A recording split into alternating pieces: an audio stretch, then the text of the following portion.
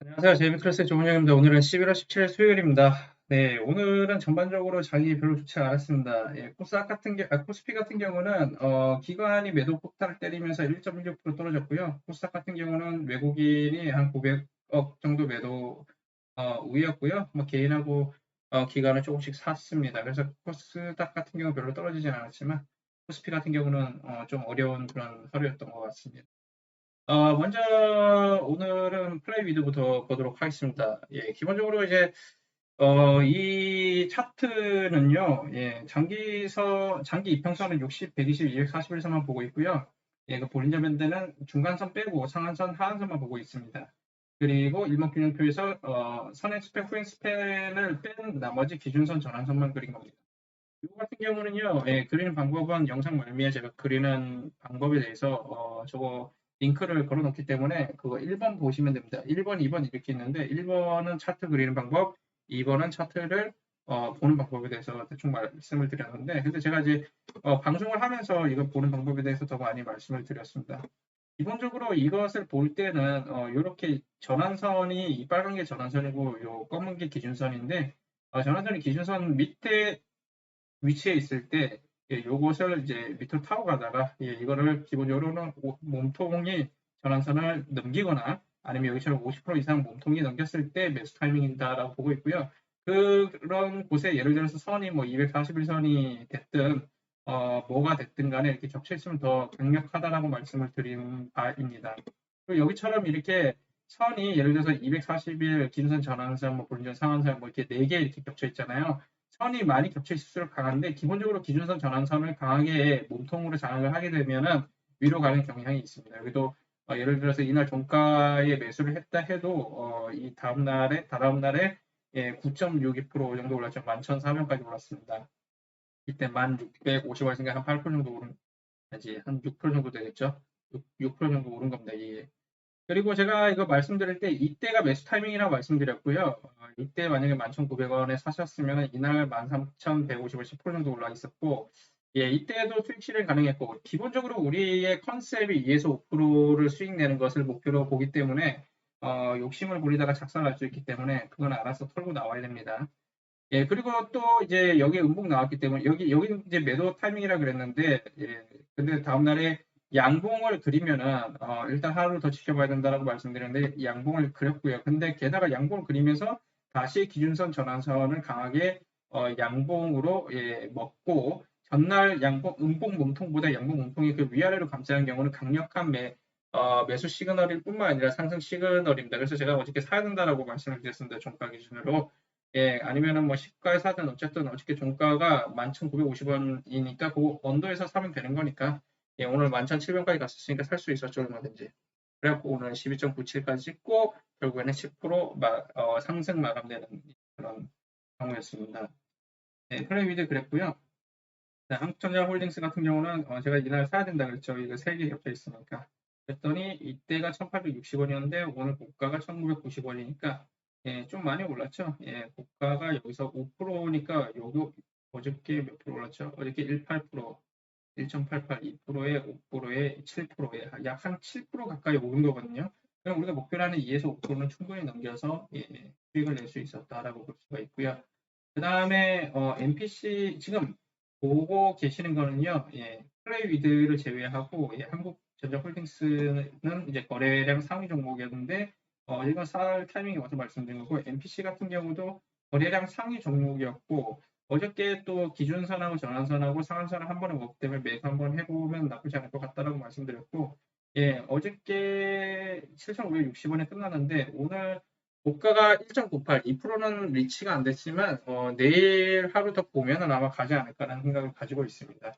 이거 같은 경우는 그렇고요. 그다음에 넥스턴 바이오 같은 경우는 제가 옛날에 이때 한번 사보자 해갖고 뭐 이미 10몇 프로를 수익권에 갔다가 왔는데 어저께 이제 전환선을 깨고 나왔고 오늘은 매도를 해야 되는 타이밍입니다라고 말씀을 드렸고요. 어저께 종가가 7720이었는데 오늘은 7720을 한번 넘기긴 했습니다. 7780까지 갔으니까 그때 뭐 털고 나왔어야 됐습니다. 제가 최소한 50% 털고 나와야 된다라고 말씀을 드렸습니다. 그래서 뭐 이제는 긴선까지 깼으니까 얘는 다시 요 밑으로 내려가고 있다. 요 밑에 갖고 이게 지지받으면 다시 살 수는 있는데 정확하게 하는 방법은 전환선이 이게 기준선보다 밑으로 내려와 주고 그것을 이렇게 넘겼을 때 사는 게 안전하다. 그때까지는 기다리는 게 돈 버는 것이다. 라고 말씀을 드리겠고요. 인베니아는 제가 이날 분명히 살 수 있다라고 말씀드렸습니다. 그래서 내가 이거는 꼭 집어갖고 그냥 뽑아서 가져온 종목입니다. 그죠? 2175원이었고요. 어저께는 4% 올랐고 4.3. 오늘은 6.8% 올랐으니까 거의 한 12% 정도 오른 건데 여기 가격에서 샀다라고 한다면 더 많이 올랐죠. 예, 한 14%, 15% 정도 올랐습니다. 예, 인베니아는 생각보다 제 예상보다는 많이 올랐습니다. 이렇게까지 뭐 강하게 이틀 만에 이렇게 도달할 거라고는 생각을 못했는데 예, 뭐 잘 가준 종목 중에 하나입니다. 네, 그리고 DPC 맨날 봐왔는데 어쨌든 얘 같은 경우는 이렇게 넘기고 나서 계속 보고 있는데 지금 전환선 깨지 않았기 때문에 일단 홀딩. 예, 일단 뭐 오늘 장이 안 좋았으니까 하루 쉬었다 갈 수도 있기 때문에 일단은 홀딩입니다. 네, 그렇게 보시면 될 것 같고 그 다음에 오늘 시총 그 거래량 상위 종목 중에서 예, 쇼핑 미디어는 항상 봐왔던 종목이라 그냥 뺐고요. 시스웍인가요? 이거 시스윅하고 네오리진하고 다날 볼 텐데 다날부터 볼게요. 다날은 사실 이거 언제 사야 되는가 하면 이때 샀어야 됐죠. 왜? 예, 지금 선을 지금 241선, 61선, 121선에 기준선, 전환선, 이 뭐야 이거 상한선, 본래 상한선까지 한 번에 6개 선, 총 7개 선이 있는데 6개를 먹었어요. 여기 세 보시면 하나, 둘, 셋, 넷, 다섯, 여섯, 7개 있는데 7개 중에 6개를 먹었으면 무조건 사야죠. 예, 이때 샀으면 그냥 쭉 올라갔죠. 이때 얼마입니까 이거? 7450인데 예, 한 번도 이 그래프상에서 매도 시그널은 없었습니다. 이때가 매도 시그널 나왔다 해도 그 다음날 전날 종가보다 위에서 시작했고요. 그리고 결국 양봉으로 끝났잖아요. 그러면 하루 더 기다려야 된다 그랬죠. 기다렸더니 다시 넘어갔습니다. 그랬다가 이때 안 깼잖아요. 안 깼으면 기다려야지. 이 전환선을 안 깼기 때문에 기다리는 거고 예, 안 깼으니까 계속 기다렸더니 이렇게 올라간 겁니다. 예, 여기서 사신 분들은 뭐 어마어마하게 올라간 거예요. 7,450원. 예, 이 차트를 보는 방법이 그렇다라는 거를 여러분이 이해를 하시면 됩니다. 예, 과거에도 여기도 이렇게 보시면은 몸통으로 하나, 둘, 세 개의 라인을 먹으니까 여기 위로 가졌습니다. 이때가 6,840원인데 시그널적으로 볼 때 이때 7,640원. 예, 여기서부터 여기까지는 뭐 거의 한 7% 정도 되거든요. 승률이 굉장히 높은 거죠. 근데 이때 같은 경우는 조금 애매한 게 제가 저번에도 말씀드렸지만 몸통에서 중가운데에서 먹을 때가 가장 안전하다 그랬는데 얘는 뭐 중가운데 지금 뭐 여기 121선하고 지나가고 있긴 한데 기준선하고 그 전환선을 그 몸통 중가운데서 먹을 때가 그래도 가장 안전합니다. 이렇게 밑에서 먹을 때는 좀 이렇게 빠지기도 하기 때문에 근데 뭐 이날 뭐 종가 기준으로 샀다라고 하거나 아니면 이날 뭐 종가 기준으로 안 사고 다음날 이 종가보다 언더에서 샀다라고 한다면 예, 뭐 일단 기다려 봤을 텐데 이때 결국에는 예, 매도 시그널이 나왔고 이때 빠졌으니까 이날은 무조건 전부 다 매도를 해야 됩니다. 손절을 해야 됩니다. 이렇게 손절해야 되는 경우도 간혹 생기긴 하는데 그래도 승률이 70% 이상은 된다. 제가 보수적으로 말씀드려서 70% 이상이지 거의 80에서 85% 이렇게 되기 때문에 굉장히 할만합니다. 이거. 네, 이때는 좀 그렇지만 어쨌든 할만합니다. 그랬다가 다음은 여기였죠. 여기. 예, 양봉으로 이걸 넘겼을 때. 예, 이때가 6,270원이었고 이때 리치됐죠. 이때가 고가가 4.73이니까 얼마든지 예, 7% 8% 정도의 수익률을 낼 수 있었다. 예, 이 구간도. 이 전환선 밑에 기준선 아래에 위치할 때 양봉일 때는 매수가 가능하다라고 말씀드려요. 이렇게 보시는 거고요. 하나는 뭐 그냥 거래량이 많아갖고 그냥 갑자기 가져온 거예요. 제가 추천드리는 게 아니라 그게 제가 추천하는 게 아닙니다. 이거는. 네오리진도 보시면은 이것도 오늘 거래량이 많아서 가져와 봤는데 지금 이거 선을 두 개를 먹을 줄 있나요? 근데 이게 상한가니까 사기 힘들죠. 예, 이런 경우는 뭐 어쩔 수 없어요. 이런 경우는 이런 종목을 일단 건드리면 안 됩니다. 이미 우리가 살 수 있는 매수 포지션을 넘어가 버렸기 때문에 이런 거는 그냥 절대 건드리면 안 된다. 이때는 완전히 강력한 매수 시그널이죠. 왜냐하면 지금 전환선하고 상한선하고 기준선하고 61선 지금 4개를 한 번에 먹었잖습니까? 하나, 둘, 셋, 4개 선.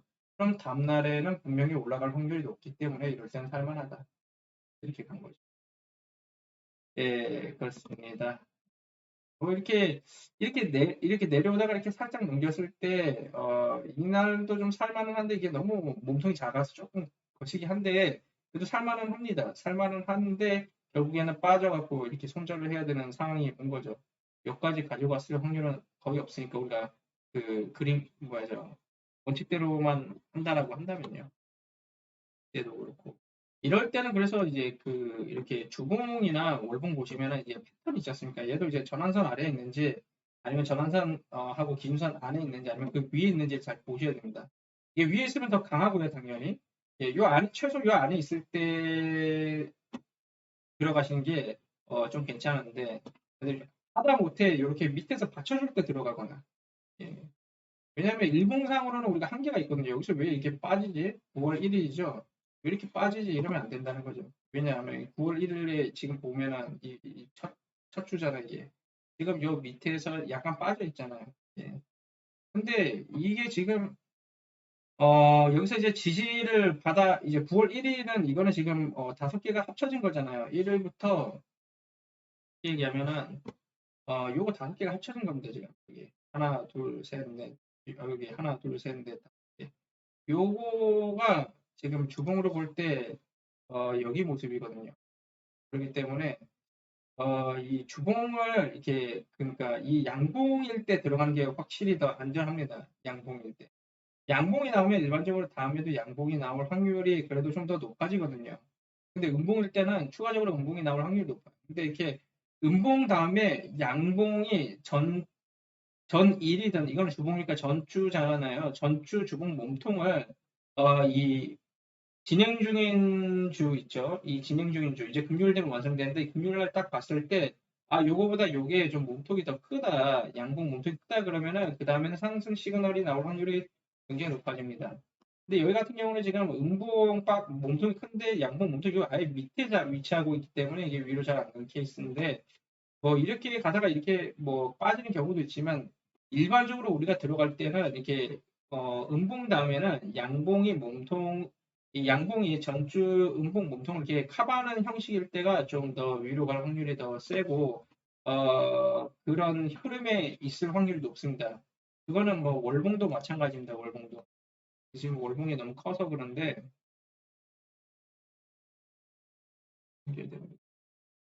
예, 이 월봉도 마찬가지로 일단은 양봉이 나왔을 때 양봉이 지속되기가 편하고요. 음봉이 나오면 이렇게 음봉이 내려오는 경우가 편하고 이게 또 이렇게 얇아지는 경우는 이제 방향 전환을 하겠다라는 뜻이기 때문에 음봉이든 양봉이든 간에 예, 그렇기 때문에 이런 시그널, 이런 캔들 보는 법도 좀 알아두시면 좀 더 편하지 않으실까. 뭐 주린이 분들은요. 이제 오래 하신 분들은 뭐 대부분 분들이 알고 계실 테니까 그렇게 알고 있는데 얼마 안 되신 분들은 그렇게 생각하시면 좋을 것 같습니다. 네오리지는 그렇고요. 그 다음에 이제 마지막으로 시스윗인가요? 시스윗인가? 윙인가? 잘 보이네요. 어쨌든 간에 시스윗인지 웍인지 간에 중요한 게 아니라 269, 620 종목 보도록 하겠습니다. 얘 같은 경우도 지금 과거에 보면은 이렇게 선을 많이 먹었을 때는 통상적으로 위로 갑니다. 그러니까 이게 확률이 더 높아진다는 얘기입니다. 이게 그죠? 선을 많이 먹었을 때는. 예. 그리고 이렇게 너무 위에 간당하게 안 먹게끔 이렇게 확실히 한 이렇게 좀 넉넉하게 넘기는 게 좋아요, 몸통으로. 근데 이렇게 좀 간당간당하게 넘기면은 이게 다시 빠질 확률이 높습니다. 예. 왜냐하면은 뭐든지 간당간당하게 넘기면은 너무 이거 넘기는데 지쳐갖고 힘이 빠져 있으니까 우리가 뭐 볼 차다 보면 축구 선수들 보면은 후반에 체력이 떨어져 갖고 잘 못 뛰잖아요. 다리가 무거워져서 마찬가지예요. 주식도 뭐 돈하고 막 거래량하고 터트려 놨는데 이거를 좀 크게 좀 오버를 해야지 이게 강하다고 볼 수가 있는 거지. 간당간당하게 넘긴 것들은 아무래도 매가리가 좀 없죠. 그러다 보니까 이렇게 빠진 경우가 있는 겁니다.